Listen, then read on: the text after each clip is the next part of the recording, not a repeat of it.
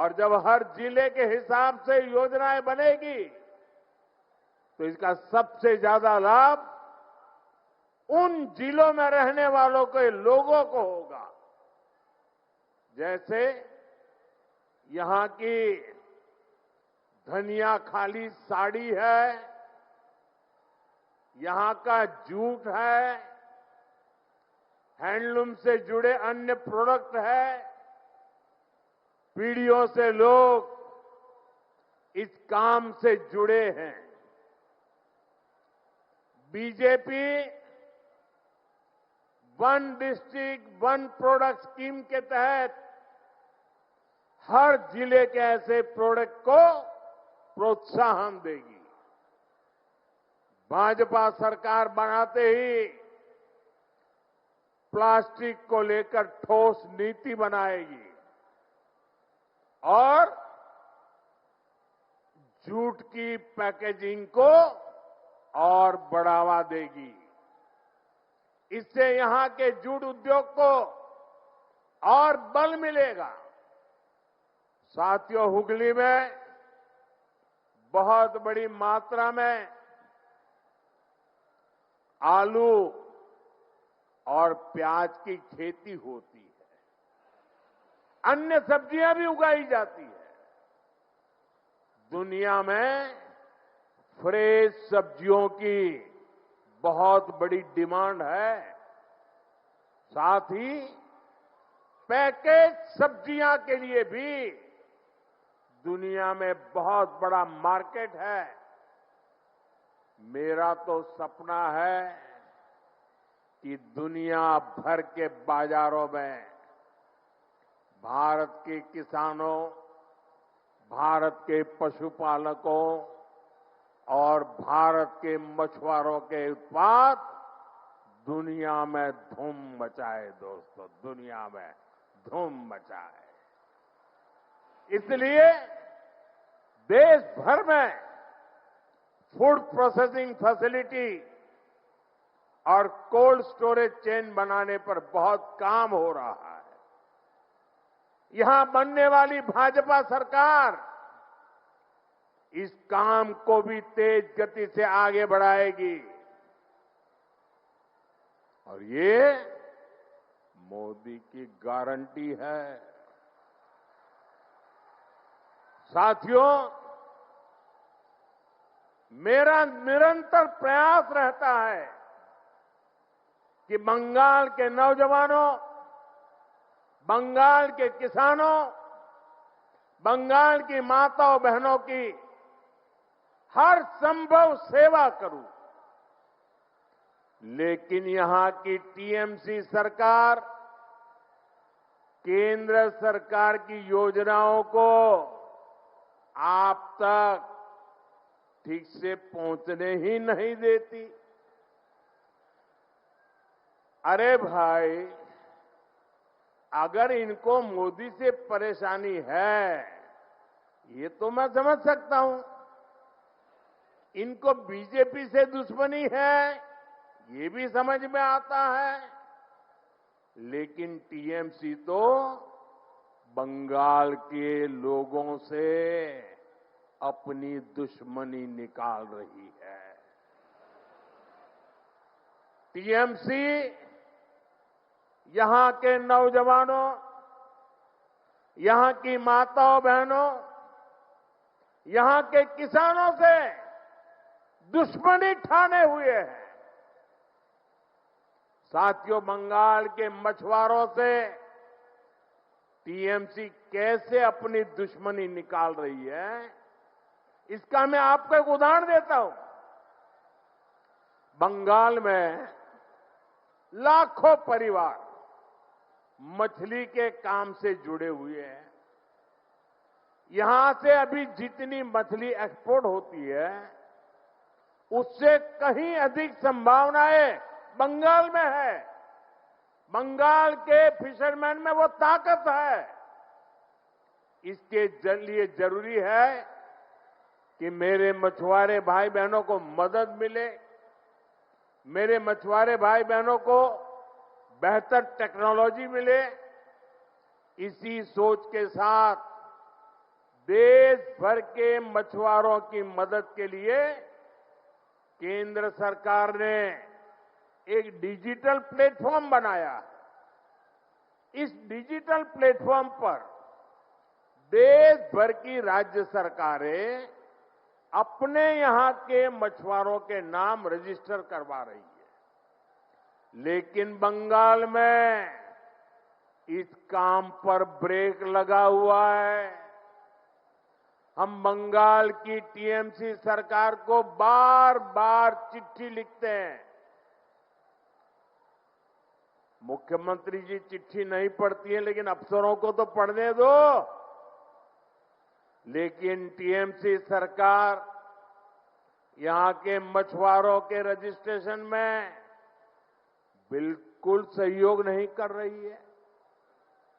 इससे बंगाल के मछुआरों को पीएम मत्स्य संपदा योजना जैसी केंद्र की स्कीम का फायदा नहीं मिल पा रहा है। साथियों, टीएमसी बंगाल के नौजवानों के भविष्य के साथ भी खेल खेल रही है। पूरे देश में हजारों आधुनिक पीएम श्री स्कूल खोले जा रहे हैं, लेकिन टीएमसी बंगाल के बच्चों को पीएम श्री स्कूल की बेहतर शिक्षा से भी वंचित रख रही है। आप मुझे बताइए, बंगाल के बच्चों का भविष्य तबाह कर रही टीएमसी सरकार को जाना चाहिए कि नहीं जाना चाहिए? जाना चाहिए कि नहीं जाना चाहिए? ये टीएमसी को भगाना चाहिए कि नहीं भगाना चाहिए? ये टीएमसी को हटाना चाहिए कि नहीं हटाना चाहिए? बंगाल को बचाना चाहिए कि नहीं बचाना चाहिए? नौजवानों का भविष्य बनाना चाहिए कि नहीं बनाना चाहिए? माताओं बहनों को सुरक्षा देनी चाहिए कि नहीं देनी चाहिए? क्या ऐसी टीएमसी सरकार को, बंगाल को सजा देनी चाहिए कि नहीं देनी चाहिए? ये टीएमसी को सजा मिलनी चाहिए कि नहीं मिलनी चाहिए? साथियों, देश में जो भी सरकारें विकास को रोकती हैं, गरीब कल्याण के काम में रुकावट डालती है, देश का मतदाता अब जान चुका है, देश का मतदाता जाग चुका है। ये रुकावट डालने वाले हर किसी को लगातार सजा मिलती रही है। दिल्ली में भी, दिल्ली प्रदेश में एक ऐसी ही सरकार थी जो केंद्र की योजनाओं को लागू नहीं होने देती थी। हम उनको कहते रहे कि दिल्ली के गरीब परिवारों को मुफ्त इलाज देने वाली आयुष्मान स्कीम लागू करो, लेकिन वो सुनते ही नहीं थे। वो राजनीतिक हिसाब किताब में ही लगे रहते थे। इसलिए दिल्ली की जनता ने उनको सत्ता से बाहर का रास्ता दिखा दिया, मुख्यमंत्री को भी घर भेज दिया। और अब दिल्ली में आयुष्मान योजना से गरीबों को मुफ्त इलाज हो रहा है। साथियों, बंगाल की जनता ठान चुकी है, यहां के लोग टीएमसी की निर्मम सरकार को सबक सिखाने वाले हैं, ताकि यहां भी बीजेपी सरकार बने। और आयुष्मान भारत योजना बंगाल में भी लागू हो, गरीबों को मुफ्त इलाज मिले। साथियों, बंगाल में भाजपा की डबल इंजन सरकार बननी बहुत जरूरी है। जहां भी भाजपा की डबल इंजन सरकार है, वहां केंद्र सरकार की योजनाओं के तहत बहुत शानदार काम हो रहा है।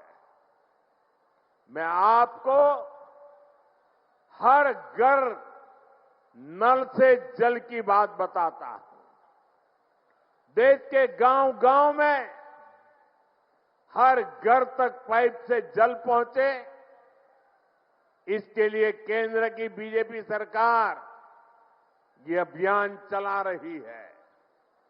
अब जैसे त्रिपुरा है, वहां पहले की सरकार के समय 100 में से सिर्फ 4 घरों में ही नल से जल आता था। जब लेफ्ट वालों की सरकार थी ना त्रिपुरा में, आपके पड़ोस में, 100 घर में से सिर्फ 4 घर में। लेकिन बीजेपी की डबल इंजन सरकार के कारण आज वहां 100 में से 85 घरों में नल से जल आने लगा है। ये आंकड़ा आपको याद रहेगा? ये आंकड़ा आपको याद रहेगा? आप जरा बताएं, मैं ना दोबारा बताऊं मैं। जब ये लेफ्ट वालों की सरकार थी, तब 100 में से 4 घरों में नल से जल आता था। आज 85 घरों में, 85 घरों में पानी पहुंचता है। साथियों, आज भी बंगाल में आधी आबादी ऐसी है जिनके यहां नल से जल नहीं आता। अगर त्रिपुरा में बीजेपी ना आती तो वहां आज भी वैसा ही हाल होता। बंगाल में बीजेपी आएगी तो यहां हाल बदलेगा। हमारी माताओं बहनों को, हमारी बेटियों को पानी लाने के लिए कितनी परेशानी होती है। भाजपा सरकार इस परेशानी से आपको मुक्ति दिलाकर रहेगी